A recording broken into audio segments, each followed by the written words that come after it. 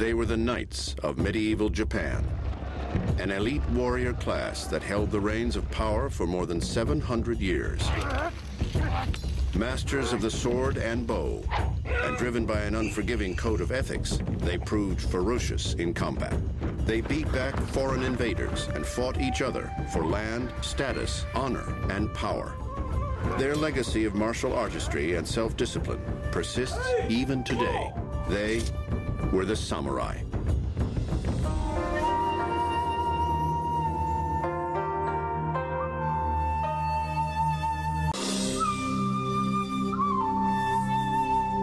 In the closing decades of the 19th century, the new Meiji imperial government in Japan scrambled to industrialize and build a formidable modern war machine. The growth of the country's naval and military sciences had been stunted by 2.5 centuries of self-imposed isolation, and Japan's leaders were determined to catch up with Western nations. The knowledge was there when Japan was supposedly closed. Enough people knew what to borrow, what to get, what they needed to make Japan much stronger. And I think the speed at which they were able to do that is just really remarkable.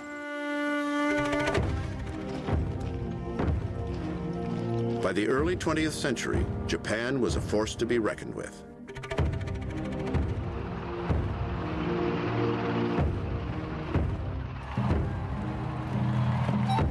While the samurai no longer existed as a recognized social class, the compulsory public education system inculcated many of their beliefs and customs, especially the warrior code, into young students.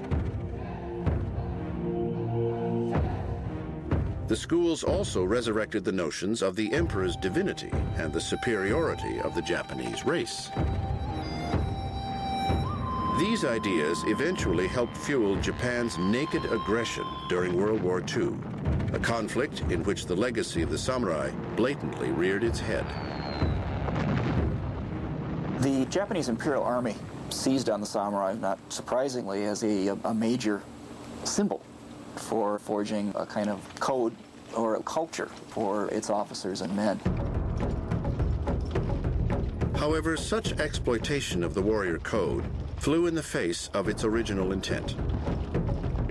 The modern Japanese military was made up largely of farmer and merchant stock, and the warrior code had traditionally been a means of defining how samurai were different from these classes of society.